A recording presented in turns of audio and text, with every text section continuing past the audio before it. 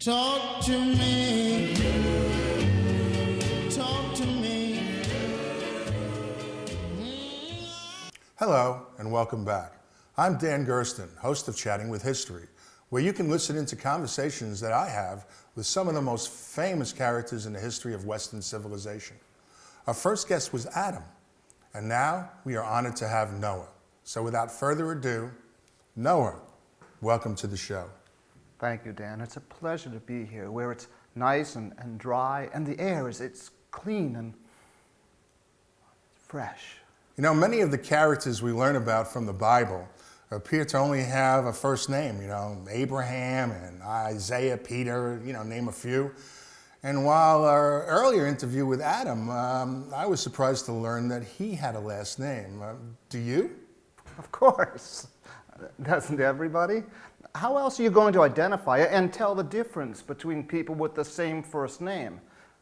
In my neighborhood alone, there were 7 or 8 Noahs besides myself. So what's yours? Ark builder. Noah, ark builder. And actually, when I think about it, I believe I was chosen by God because of my last name. I never really understood where my name came from or what it meant until I was told to build that ark. And then it all fell into place. My understanding is that you were chosen because you were the most righteous of men at the time. I mean, isn't that the reason?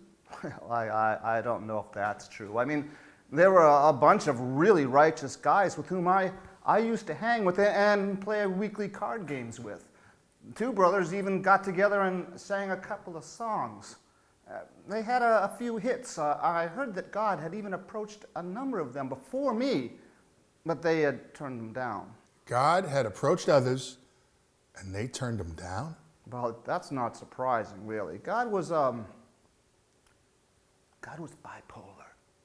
One moment thrilled with the way things were going, and the next threatening to destroy everything he was supposed to have created because he wasn't being listened to. So when he asked others to build an ark because he was going to wash everything away with some great flood and start over, nobody took him seriously.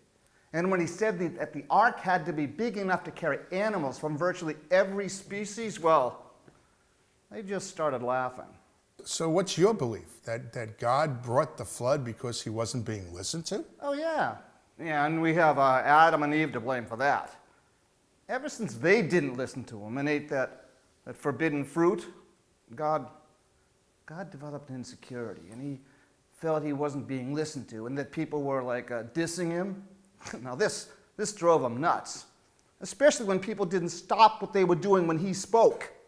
After a while, he only spoke to a select few people whom we call prophets. So, were you a prophet? I'm a simple man with the last name Ark Builder who had time on his hands and decided to play along with God. Play along with God? Sure, what was the harm in humoring him?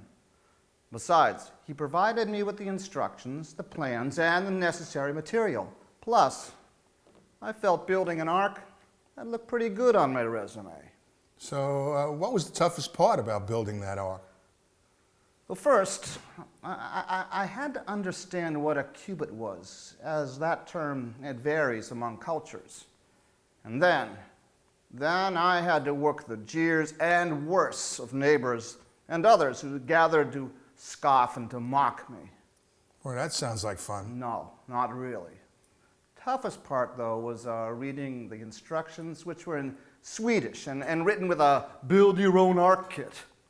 And there's always going to be something missing in one of those kits. Yeah, sure do. I mean, I can recall one bookcase. No, imagine that it's an ark.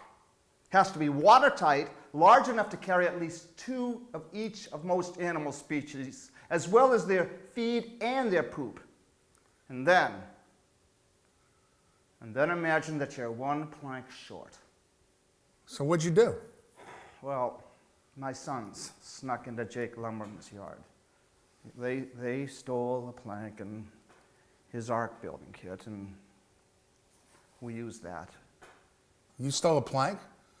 And someone else had an ark building kit? Hey, don't you get holier than thou on me. Yeah, Jake was building an ark. You think God would have had just one person building an ark? What if something happened to me? There had to be a backup plan. In fact, there were 7 arks being built. As for stealing that plank, yeah, remember this was before God wrote the commandments where that thou shalt not steal? Good thing too, because as soon as I nailed and sealed that plank, that's when it started to rain. That when you learned that God was serious? No. Actually, when the animals started showing up. Boy, talk about a lot of animals. You know, a lot of people believe that there were 2 of every kind of animals, a male and a female. Well, that's not true if you read Genesis. Rather than have someone else tell you what's in it, you'd learn that while there was 1 male and 1 female for the unclean animals, there were 7 pairs of males and females for the clean ones. 7 pairs. That's a lot of animals. Clean and unclean animals?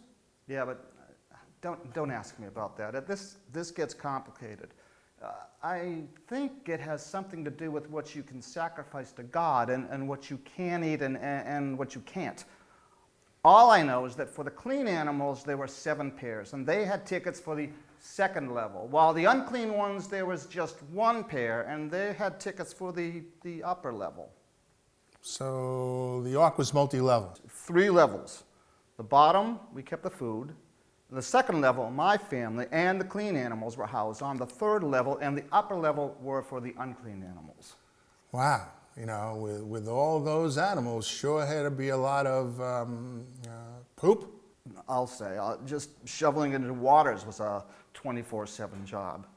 And even though we brought the animals from the 2nd level up to the upper level to do their duty, it still got ripe down there.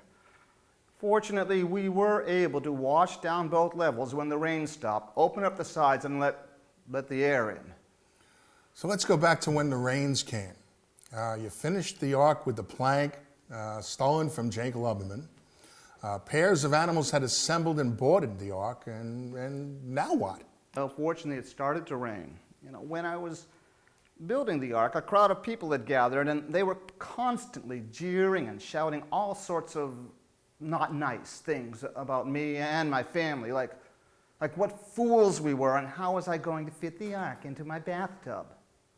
But when the animals started showing up, that's when they sensed that something serious was up, and they turned ugly, yelling about how selfish and uncaring I was, not taking any of them, and threatening to storm the ark, toss all the animals and my family out, and make room just for them. Wow. It sounds like you could have had a riot on your hands. Absolutely.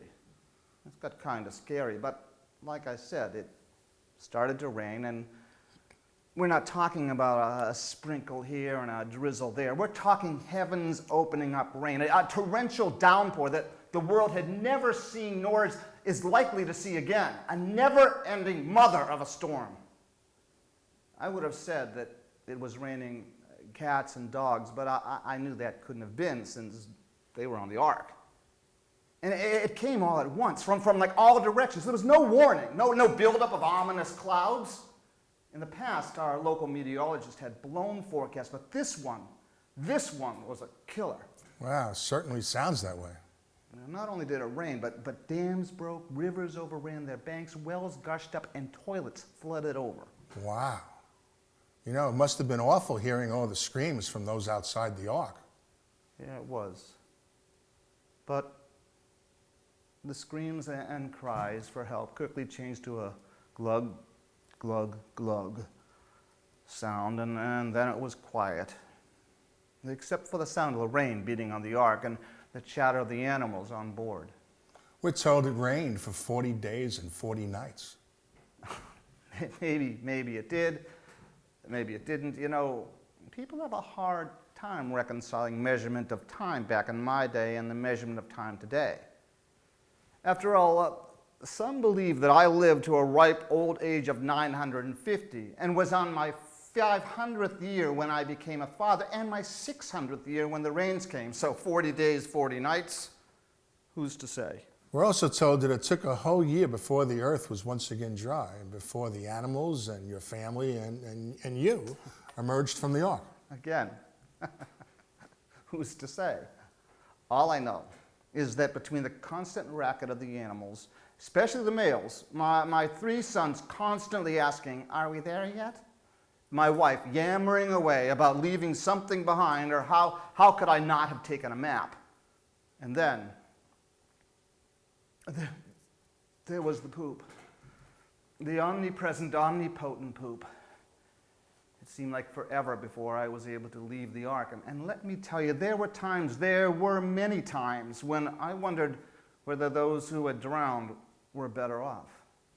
One thing you said, so the male animals were particularly noisy? Of course.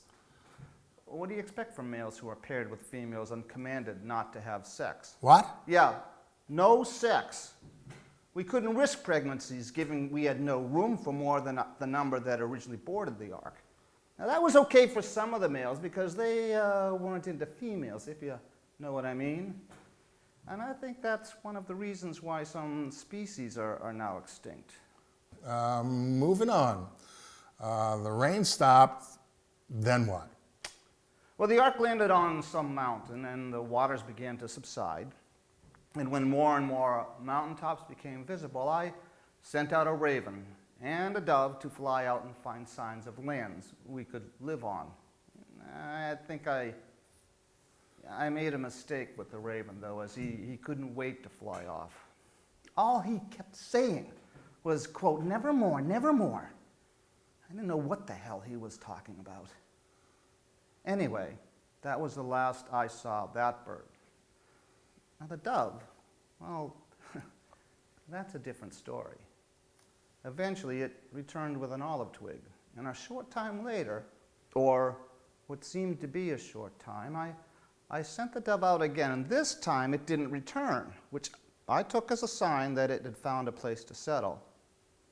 Soon afterwards, we all left the ark. What was it like afterwards? I felt much the same way as did Adam. The difference was I had my family with me, and also, from what I heard, my wife was a lot more pleasant than Eve. In fact, not much is made of her, which is really a shame. There's no way I could have made it through this ordeal, and yes, it was an ordeal if it wasn't for her support and love. I mean, we're just not told of her or even think that you had the help of a supportive and loving woman. I wonder why. Hey, Dan, I think we have to get real here. We have to remember that it's only been relatively recent that women have been recognized as people, not property, and that they have the same rights as do men and should be accorded the same opportunities. After all, history is his story, not her story. His story and not her story. Interesting. What else? Well, I noticed God was a lot more reflective and accepting of man's nature. I guess he had a lot of time to think about what he had done. That and the fact that he had no one around to talk with, to walk with, or to watch over, or complain about. It must have been pretty lonely for him. So yeah, he was a lot more accepting of man's nature and less apt to fly off the handle and threaten to destroy that which he created. We've just about run out of time, and I'd like to thank you for coming on the show. I know that I heard some things that certainly provide a different perspective on the flood, the ark, and your story. Meanwhile, any parting comment for our audience? I just want to say that regardless of your beliefs, and regardless of whether there was an ark or a great flood, the fact remains that we're all related and all part of the same family, whether it's mine or Adam's. Like the ark, there's far too much crap in this world. So let's clean up our acts, practice more kindness, practice more tolerance, and like God, acceptance. Thank you, Noah. Words of wisdom from the Ark Builder. So until our next Chatting with History, this is Dan Gersten.